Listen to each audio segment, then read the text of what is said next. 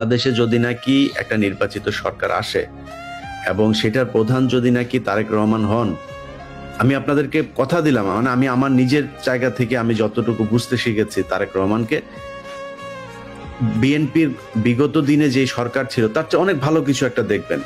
আমি আপনাদেরকে কথা দিলাম, যদি নাকি খারাপ কিছু দেখেন, যদি অন্যরকম কিছু হয়, লুটপাট হয়, তারেক রহমান বিদেশি কোনো শক্তির হয়ে কাজ করে, আমি বললাম আমি ফার্স্ট পার্সন হব যে কিনা আপনাদের সাথে দাঁড়াবো, তারেক রহমানের বিরুদ্ধে দাঁড়াবো।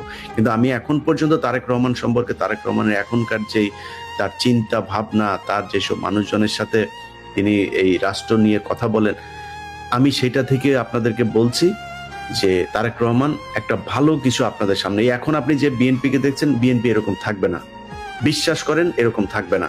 বিএনপির অনেক নেতা আছে যাদের উপরে তারেক রহমানের শতভাগ কর্তৃত্ব নাই, যে কারণে অনেক কিছু তিনি করতে পারছেন না, চাইলেও অনেক ব্যাপারে তিনি এখন নিশ্চুপ থাকছেন। তিনি দেশে ফিরলে সেটা দেখতে পারবেন। সো আমরাও চাই